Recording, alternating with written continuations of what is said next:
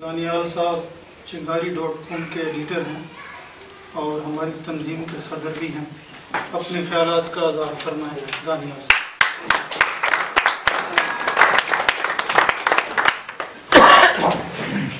शुक्रिया दोस्तों। आज जब मैं यहाँ तमाम दोस्तों को देख रहा हूँ जो ख़ास तौर पर सुनने वाले हैं और उसके बाद जो लोग जहाँ बोलने वाले हैं, उससे मुझे एक तब्दीली महसूस हो रही है। और ख़ास तौर पर फ्रैंकफर्ट के अंदर इन फिज़ाओं के अंदर एक लर्जिश, एक तब्दीली, उन्हें हवाओं का रुख बदल रहा है। मैंने आज लंबे अरसे से फ्रैंकफर्ट के अंदर बहुत सारी तकरीबात देखी, लेकिन पहली दफ़ा मुझे आज महसूस होने लगा कि साल के अंदर जितने बोलने वाले अफराद हैं, उनसे ज़्यादा सुनने वाले अफराद के अंदर तब्दीली की ख्वाहिश है। आज बहुत सारे मुकर्रिरीन ने बेहतरीन गुफ्तगू की।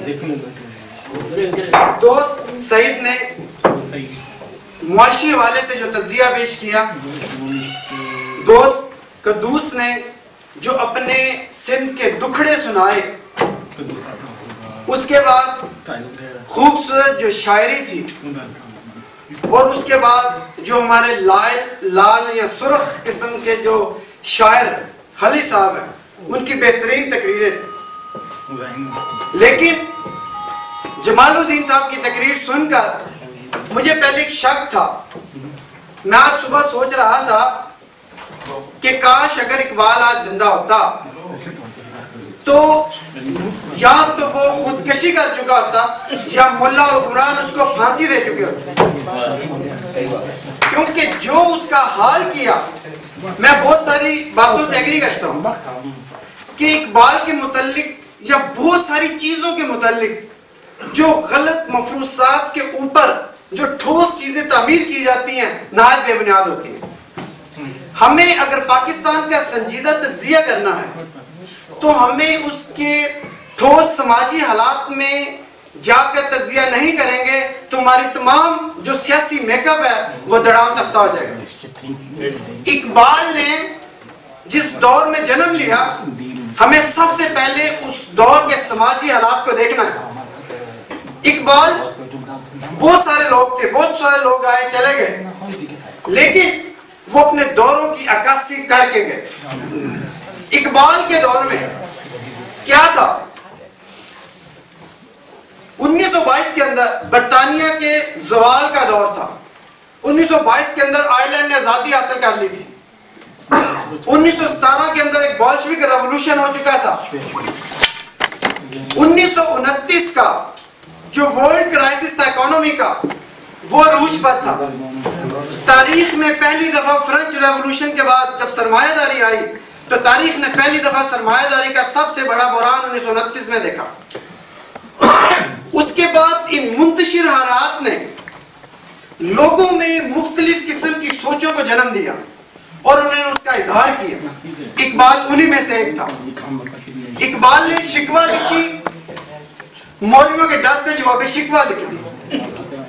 1917 का रेवोल्यूशन आया तो लेनिन को खुदा के हुजूर में पेश कर दिया।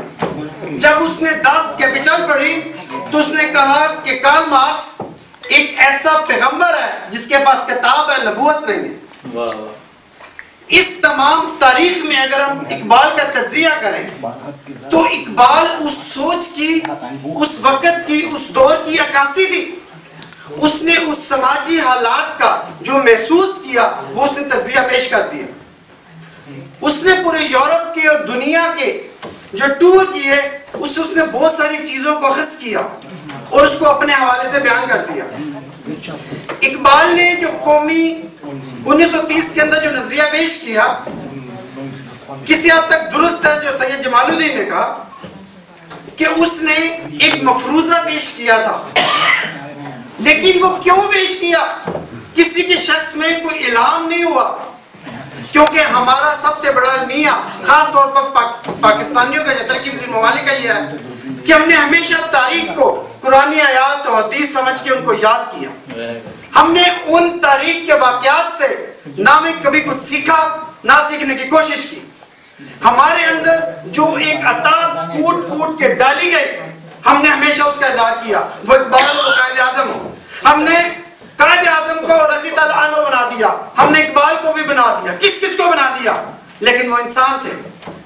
हमारे अंदर जो अतात का या एक कमजोरी का रवैया है, उसको बदलने की जरूरत है। और इकबाल ने भी उसी समाजी हालात की कसी की थी जिस दौर में वो पैदा हुआ। उसने देखा था कि बरतानिया साम्राज्य का जब ज़वाल आ रहा है, पूरी दुनिया के अंदर अलहदगी की मूवमेंटें हैं, लोग कौमी रियासतों के अंदर अपना तहफ़्फ़ुज़, अपनी बका को महसूस कर रहे हैं। जैसे आयरलैंड की मिसाल थी या और थी मिसालें, और इकबाल ने उसी चीज का इजहार किया। ये तो आलमी हालात से जिनसे इकबाल मुतासर हुआ। मुकामी तौर पर क्या हालात थे? ऑल इंडिया नेशनल कांग्रेस एक तअस्सुब पसंद जमात थी, इसमें कोई शक नहीं है।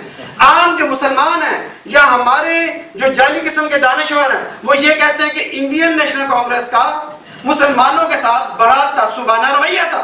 उसका किसके साथ तअस्सुबाना रवैया नहीं था?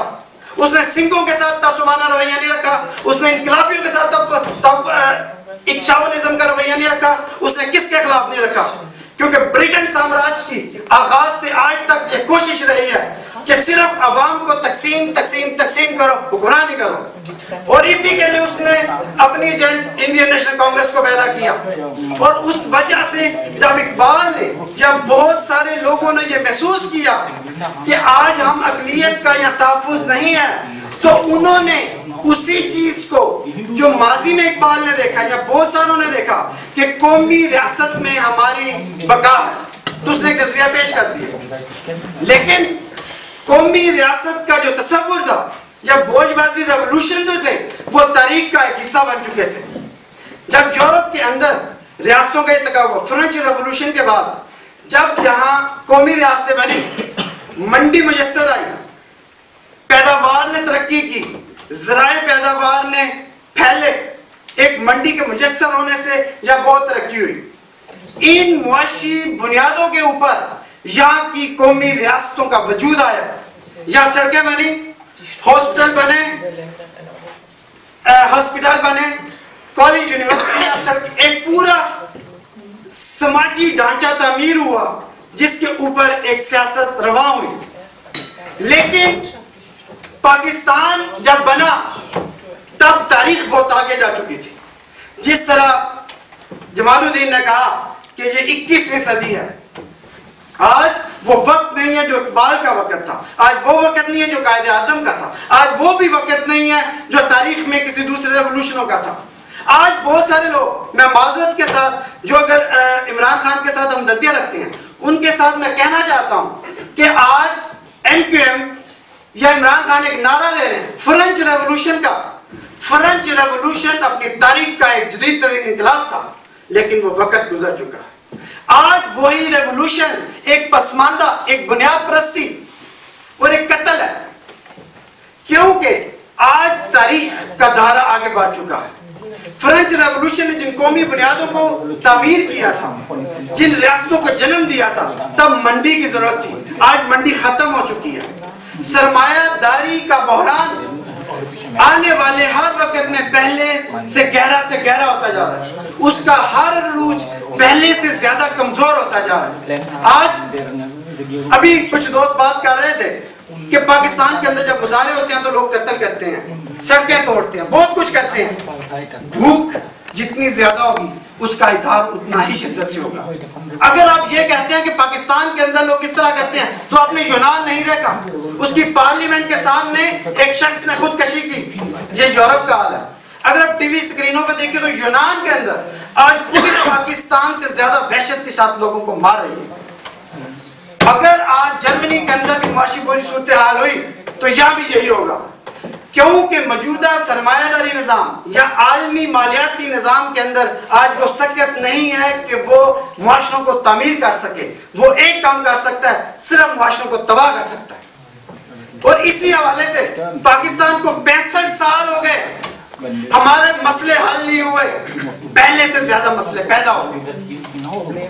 आज बलोचिस्तान के अंदर एक मूवमेंट नहीं है, कई तहरीकें हैं। आज अंदरूने सिंध के अंदर बेशुमार तहरीकें हैं। आज पंजाब के अंदर पंजाबियों की बेशुमार तहरीकें हैं। हमारी कौमी रियासत ने किसी एक मसले का हल नहीं किया। क्यों?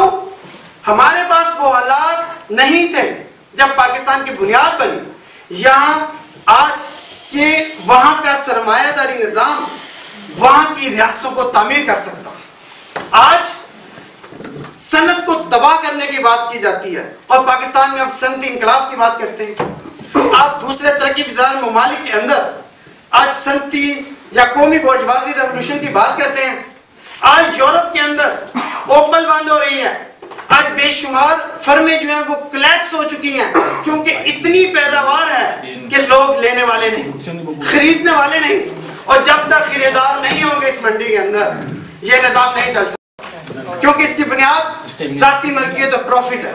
जब तक इसमें इजाफा नहीं होता ये नहीं चल सकता। अगर आप देखें पाकिस्तान के अंदर, जिसके अंदर न सिर्फ आज कौमी मसला भड़क उठा है, बल्कि वह कौन सा एक मसला है जिसका हल है या आने वाले दिनों में आप हल देखते हैं।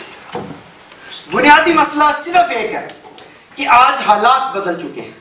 आज आलमी मालियाती निजाम के अंदर वो गुंजाइश नहीं है कि वो तरक्की पज़ीर ममालिक के अंदर सनती तरक्की दे सके।